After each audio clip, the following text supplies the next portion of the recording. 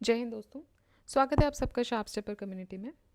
हमने स्टार्ट किया है साइंस घटना चक्र और ऑलरेडी 2 चैप्टर्स हमने पहले ही किए हुए थे, बट उसके बाद because I asked for the interest you guys had कि हम 3 पैरेलल चलाएं बिकॉज या नहीं, but I didn't get any response.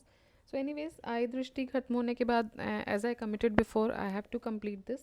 So I have started with science घटना चक्र एंड उसमें हमने 2 चैप्टर्स पहले किए थे, एक चैप्टर हमने कल डिस्कस किया है। Today will be starting with the next chapter, that is motion under gravity. ठीक है, सो आज स्टार्ट करेंगे इससे।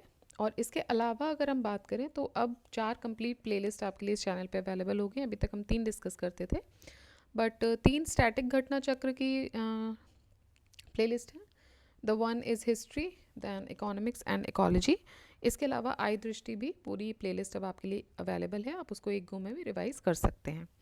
ठीक है, तो चलिए स्टार्ट करते हैं विद द साइंस घटना चक्र and we are discussing physics right now. So first question से स्टार्ट करते हैं। Who among the following anticipated Newton by declaring that all the things gravitate to the earth. तो देखिए, ये डिस्कस हुआ था ब्रह्मगुप्त के द्वारा। He was a 7th century mathematician और एस्ट्रोनॉमर थे। ये भीनमल राजस्थान में इनका जन्म हुआ था and he is best known for his Brahmasphuta Siddhanta in which he declare that all things gravitate to the earth. देखिए, हमने हिस्ट्री डिस्कस किया हुआ है ऑलरेडी। आप मुझे ये बताइए कि ब्रह्मगुप्त जो थे वो किसके कंटेम्प्रेरी थे, किस पीरियड में थे। एनीवेज, आप ये भी बता सकते हो कि विच पीरियड। 7th सेंचुरी लिखा हुआ है, अब उससे आप अंदाज़ा लगाइए और कमेंट बॉक्स में कमेंट कीजिए कि किस पीरियड में ये थे या किसके कंटेम्प्रेरी थे, किसके कोर्ट में थे। कुछ भी इंफॉर्मेशन जो आपको ब्रह्मगुप्त जी से रिलेटेड आपको याद हो वो आप बताइए। ठीक है, next, who gave the theory of gravity. So gravity की थ्योरी दी थी आइजैक न्यूटन ने। 1687 में Isaac Newton he published his law of gravitation in his book mathematical principles of natural philosophy. Newton proposed that everybody in the universe is attracted to every other body with a force जो कि directly proportional होता है to the product of their masses. ठीक है, और inversely proportional होता है to the square of the distance between them. So in terms of mathematical relationship, Newton की जो यूनिवर्सल लॉ ऑफ ग्रेविटेशन है ये बोलता है that gravitational force between 2 particles of mass m1 and m2 has a magnitude of. तो अगर इसका formula आप देखोगे तो फोर्स क्या हो जाएगा, gravitational force F is equal to G m1 into m2 upon R square, जहाँ पर r जो है वो दोनों मासेस के बीच का डिस्टेंस है। ठीक है, next, who propounded the universal law of gravitation. So it was propounded bye Newton, Isaac Newton. Astronauts in space cannot stand erect. This is because in space there is no gravity. ठीक है, तो आपने देखा होगा कि जो astronauts होते हैं जब वो वॉक पर निकलते हैं तो they can not stand erect. वो एक they are being tied up to their international space stations और उसके बाद उनका वॉक दिखाया जाता है अगर फॉर अ सर्टेन टाइम, बहुत ही कम टाइम के लिए। ठीक है, और even in the space shuttles या स्पेस स्टेशन जहाँ पे भी हैं, they can not hold to the ground. ठीक है, आपको वो दिखते हैं कि वो उड़ते हुए दिख रहे हैं। They have to bind themselves, उनके लिए जो स्लीपिंग सेल्स होते हैं वहाँ पे उनके लिए पोजीशन होती है कि भाई वो अपने आप को टाइप करके रखते हैं तब वो सो पाते हैं। सो ऐसा क्यों होता है। अभी भी हमने जैसे देखा है कि सुनीता विलियम्स जी जो जून से गई हुई हैं, she can not return back. अभी तक वो वापस नहीं आ पाई हैं, वो और उनके एक साथी अभी वहीं पर फंस गए हैं एक तरीके से, बिकॉज जिस स्पेस शटल पे उनको वापस आना था उसमें कुछ खराबियों की, उस कमियों की वजह से वो वहाँ पे अटक के रह गए हैं। सो ऐसा क्यों होता है, because of the absence of gravity. Next देखते हैं। So in space astronauts can not stand direct because there is no gravity और माइक्रो ग्रेविटी। इस कंडीशन में पीपल और object appear to be weightless. Imagine कीजिए अगर अर्थ से ये जो हम ग्रेविटेशनल फोर्स जिसकी वजह से आप अभी कहीं बैठे होंगे, जब ये आप वीडियो सुन रहे हैं, मैं जब भी वीडियो बना रही हूँ तो कहीं बैठी हूँ, तो हम लोग ग्रेविटी की वजह से अपने आप की पोजीशन को फर्म बनाते हैं। इमेजिन कीजिए कि अगर ग्रेविटी ख़त्म हो जाए क्या होगा। ठीक है, आप जहाँ बैठे हो आप उड़ रहे हो, आपका सामान उड़ रहा है, आप जो फ़ोन पकड़े हो वो उड़ रहा है, आपने कहीं स्लीपर खोली है वो उड़ रही हैं, ठीक है, एवरीथिंग इज़ फ्लाइंग। क्यों? क्योंकि आप होल्ड नहीं कर पा रहे हो, पाए because there is no gravity. So micro gravity, तो इस कंडीशन में क्या होता है, वेटलेसनेस आपको फील होती है। Micro gravity affects the human body in several ways. For example, muscle और बोन्स जो हैं वो वीकर हो जाती हैं विदाउट ग्रेविटी। सो जैसा कि कुछ दिनों पहले एक वीडियो भी रिलीज़ हुई थी जब हमने सुनीता जी को देखा था कि वो उनकी कंडीशन जो है वो थोड़ी सी ख़राब दिख रही थी, वहाँ पे वर्सन कंडीशन दिख रही थी। तो धीरे धीरे ग्रेविटी ना होने का असर ये भी होता है कि जो आपकी बोन्स हैं, मसल्स हैं, वो वीक हो जाती हैं। If an apple is released from an orbiting spaceship, क्या होगा उसके साथ? Fall towards the earth, move at a lower speed, move along with the spaceship at the same speed and move at a higher speed। तो देखिए, वो अगर Apple को release किया जाता है, ड्रॉप किया जाता है फ्रॉम एन ऑर्बिटिंग स्पेसशिप, तो वो स्पेसशिप के साथ साथ ही सेम स्पीड से घूमेगा। The leaning tower of Pisa does not fall because it is tapered at the top, it covers a large base area, its centers of gravity remains at the lowest position. The vertical line through the center of gravity of the tower falls within its base. So जो vertical line है through the center of gravity of the tower, ये it falls within its base. So anything will remain stable as long as the vertical line through the center of the gravity falls within its base. The center of gravity is that point where the whole mass of the body is suppose to be concentrated. Centre of gravity हम किसको बोलते हैं? जहाँ पूरी body का जो मास है वो कॉन्सेंट्रेटेड होता है। So till today the vertical line from the centre of gravity has been following within the base of this tower. That is why this is not fallen. It is believe that when the tower leans further and the line from its centre of gravity passes out of its base, तब ये गिर जाएगा। ठीक है, so it is from the 7-8 wonders of the world, और ये अभी तक इसीलिए नहीं गिरा है क्योंकि अभी सेंटर ऑफ ग्रेविटी इसके बेस पे पास होती है। अगर फ्यूचर में कभी ये किसी वजह से थोड़ा सा और पुश होता है और सेंटर ऑफ ग्रेविटी की पोजीशन जो है वो चेंज होती है, then there are possible chances कि ये गिर जाएगा। If the distance between the earth and the sun were twice what it is now, the gravitational force exerted on the earth by the sun would be, so it would be 1/4 of what it is now। ठीक है, सो मान के चलिए कि जो present distance है अर्थ और सन के बीच में वो है r। Then according to Newton's universal law of gravitation क्या होगा? अभी हमने देखा था कि m1 m2 मतलब आपका जो सन और अर्थ है ms या me upon r square. So mass of the sun, mass of earth and gravitational इसमें कांस्टेंट होगा g। If the distance between the earth and the sun were twice, then f2 क्या हो जाएगा? ms into me upon 2r square. ठीक, सो अगर आप ये equation पूरी सॉल्व करोगे, सो इक्वेशन 1 और इक्वेशन 2 से f1 अपॉन f2 आपको मिल जाएगा 4/1। सो 4f2 is equal to f1, या फिर f2 की बात करेंगे तो 1/4 f1। ठीक है, तो 1/4 f1 will be equal to f2। If an object is falling from above, इसका वेट कैसा रहेगा? सेम रहेगा भाई, वेट थोड़ी चेंज हो जाएगा, है ना।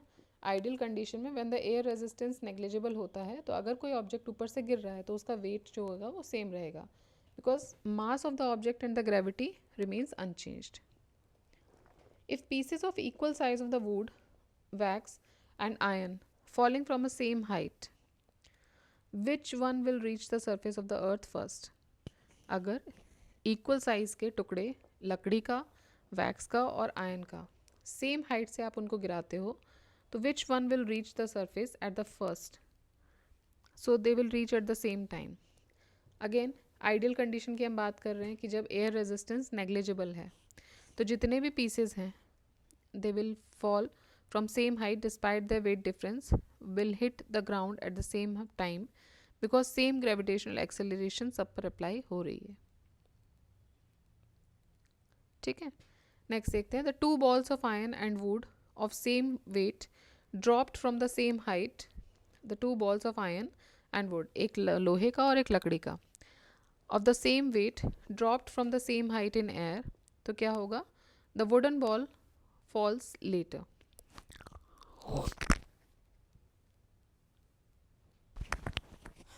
तो देखिए, अगर कोई रेजिस्टेंस नहीं है एयर से तब तो सेम टाइम पे हिट करेंगे जो हमने ऊपर देखा, but in presence of air यहाँ पे मेंशन है the same height in air, ठीक। So in the presence of air जो आयरन बॉल है वो पहले गिर जाएगी because of its smaller size, and wooden ball falls later because of its larger size. The resistance from the air slows down the fall of the larger thing with the same weight. So option C हो जाएगा correct. Two balls A and B of 10 kg and 1 kg. A है 10 kg का, B है 1 kg का respectively. इनको drop किया जाता है from the height of 20 meter. Which of the following is correct? A will reach on the ground first. B will reach on the ground first. Both A and B will reach the ground at the same time. None of the above. Again देखिए यहाँ पे air का जिक्र नहीं हुआ है. So because both the balls are thrown from equal height of 20 meter, so height कितनी हो गई 20 मीटर. Initial velocity u 0 है. Speed equation की अगर हम बात करें तो v2 is equal to initial velocity मतलब u square plus 2gh. 2gh since u 0 है so अंडर रूट हो जाएगा सिंस यू ज़ीरो है, ठीक है. और जो वेलोसिटी है उसको आप चेंज करोगे तो अंडर रूट में आ जाएगा 2gh. नॉर्मल इक्वेशन है ये तो अब सॉल्व हो ही जाएगी. सो अब ये बोल रहे हैं कि since the height of both the balls are equal, height तो दोनों की इक्वल है 20 मीटर ही है, and the formula of final velocity जो निकल के आया है वो है v is equal to under root 2gh is not dependent on the mass of the ball. तो मास पे तो डिपेंडेंट है नहीं, तो दोनों बॉल्स जो हैं वो ग्राउंड पर सेम टाइम पर पहुँचेंगी.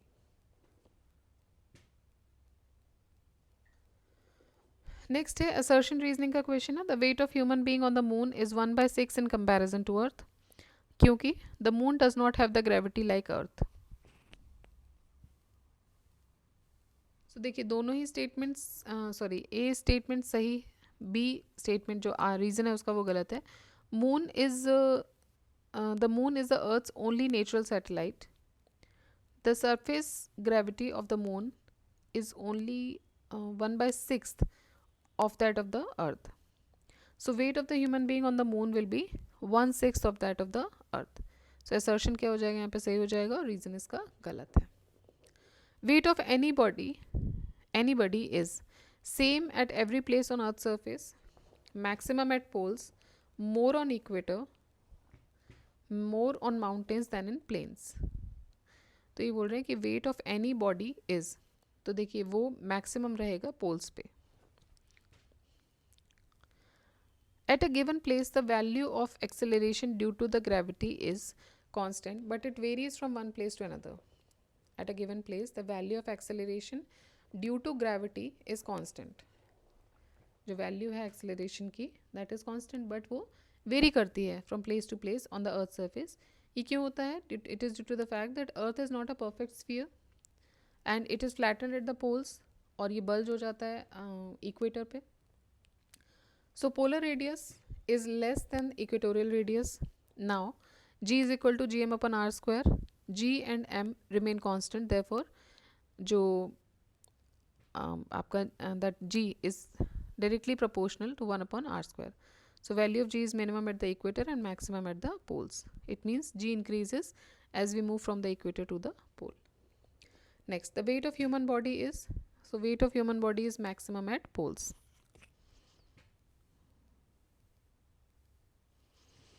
The variation of displacement d with time t in the case of a particle falling freely under gravity from rest is correctly shown in the graph. तो कौन से ग्राफ में वो करेक्टली शो हो रहा है? तो वो हो रहा है ए में. From an object which is falling freely from the state of rest under the gravitational acceleration, the equation of motion is d is equal to half gt square, जो कि which is also an equation of the parabola, and d is directly proportional to t square. देखिए यहाँ पे थोड़ी सी issue आ रहा होगा, जिन लोगों ने फिजिक्स जिनका स्ट्रांग नहीं है थोड़ा सा इशू आ रहा होगा. आप सिंपल याद रख लीजिए कि भाई एयर का फ्रिक्शन है तो कितना कैसा रहेगा, एयर का फ्रिक्शन नहीं है तो क्या हो सकता है. फॉर्मूला थोड़ा बहुत अगर याद रह जाए तो अच्छी बात है, नहीं तो आप सिंपल याद कर लीजिए कि मास सेम रहेगा, वेट सेम रह रहा है, गिरने पे क्या हो रहा है, सिंपल आप उसे याद कर लीजिए. A smooth plane inclined at an angle theta with the horizontal as shown in the given figure. So a body starts from rest and slides down on the inclined surface. तो ये बोल रहे हैं कि जो टाइम है जो लग रहा है बॉडी को टू रीच द बॉटम वो कितना लगेगा. सो वो देखिए सिंपल है फॉर्मूला अगर हम लगा दें तो that would be 1/sin θ √2h/g. ठीक है. सो जो बॉडी है it is placed on smooth plane inclined thus it moves under g sin theta instead of g and we know that it starts moving from rest. Therefore initial speed क्या हो गई u is equal to 0. The equation of motions की अगर हम बात करें तो s is equal to ut plus half gt square. ठीक है. तो ये पूरी इक्वेशन जब आप सॉल्व करोगे तो you'll get this answer that t is equal to 1/sin θ 2h that is 1/sin θ in the square root of 2h by g. ठीक है. That is the gravitational. A ball is dropped from the top of a high building with a constant acceleration of 9.8 meter per second square. What will be the velocity after 3 seconds? 3 second के बाद क्या velocity होगी वो होगी 29.4 metres. सो देखिए okay इन्होंने इसमें ज़्यादा लेबोरेटली किया भी नहीं, ठीक भी है. So A is equal to 9.8 metre per second square. T हो गया 3 सेकेंड, इनिशियल वेलोसिटी हो गई 0. तो हमको पता है कि v is equal to u plus 80. So आपने अगर इसको पूरा manual solve 9.8 into 3 so that will result into 29.4. if the radius of the earth were to shrink by 1%, ठीक है, अगर रेडियस जो है अर्थ का वो श्रिंक हो जाए 1%, इसका मास जो है वो सेम रहे, वैल्यू जो है वो g की वो on the earth's surface would, तो वो क्या होगी, डिक्रीज होगी. सो 0.5 से डिक्रीज होगी, 2% से इंक्रीज होगी, 0.5 से इंक्रीज होगी, 2% से इंक्रीज होगी. तो इसमें आंसर हो जाएगा इंक्रीज होगी 2% से. ठीक है. The acceleration due to gravity of a destructive earthquake will be, so वो more than 980 centimetre per second square हो सकता है. The mass of a body on the earth is 100 kilogram. Acceleration due to gravity is equal to 10 metre per second square. If the acceleration due to so ये बोल रहे हैं कि अगर acceleration due to gravity on the moon g/6, then the mass of the body on the moon is, mass कितना होगा 100 kg होगा. so thus mass of a body does not change with respect to gravity. so if it is the weight that changes due to increase or decrease in the gravity, so mass of the body will remain the same as on the moon as it was on the earth. weightlessness क्या होती है, weightlessness is zero gravity. ठीक है. weightlessness क्या होगी, zero gravity. so phenomena of weightlessness occurs when there is no force to support on your body, when a body is effectively in free fall accelerating the downwards at the acceleration of gravity. so मतलब that means then you are not being supported. so the sensation of apparent weight, जो आपको sensation हो रहा है apparent weight का, वो आता है from the support that you feel from the floor, जो आपको फ्लोर से जो सपोर्ट मिलता है जो आप चल रहे हो, फ्रॉम द सीट एटसेक्टर, जहाँ भी बैठे हो, जहाँ भी खड़े हो, जहाँ भी चल रहे हो, वहाँ से आपको मिलता है. So the term zero gravity is often use to describe such conditions. ठीक है. नेक्स्ट देखते हैं. The earth travels in its orbit at a speed of approximately 4400 kilometre per hour. Why do we not feel the speed. तो हमें क्यों नहीं लगता, हमें क्यों ये स्पीड पता नहीं चलती. Right now when you are listening, when I am preparing the video, पूरे टाइम पे अर्थ जो है वो कंटिन्यूसली चल रही है. ठीक है. सो हमें वो फील क्यों नहीं होता है, क्योंकि हमारी जो रिलेटिव स्पीड है with respect to the earth along the earth orbit वो 0 है. ठीक है.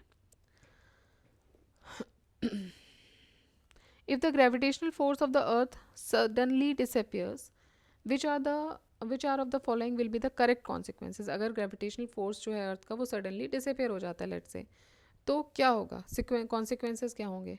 जो वेट है किसी भी ऑब्जेक्ट का वो ज़ीरो हो जाएगा, लेकिन मास जो है वो सेम रहेगा।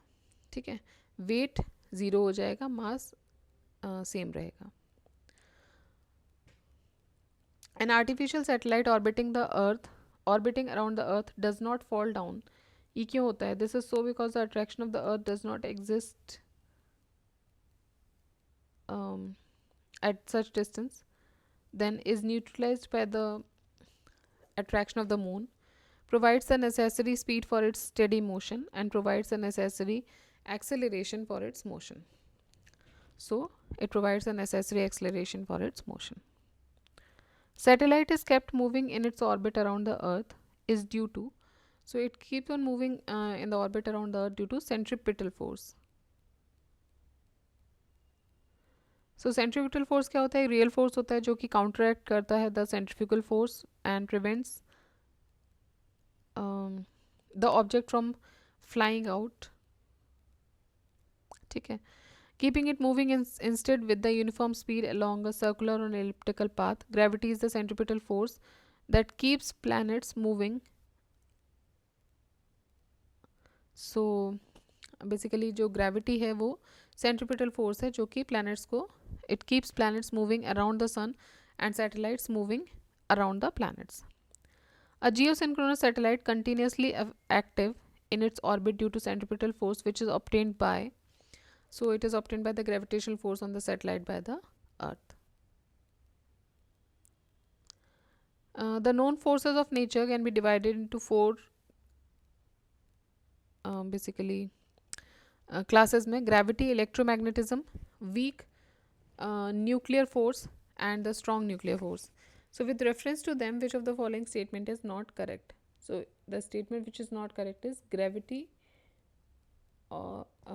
basically is the strongest. इनमें से सब में से gravity जो है वो strongest है.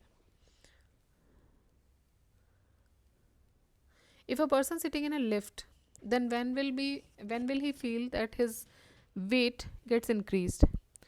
तो वो तब होगा जब एलिवेटर ऊपर की तरफ जा रहा होगा. ठीक है. The time period of pendulum depends on mass, length, time or temperature. So it depends on length. Why do pendulum clocks usually lose time in summer?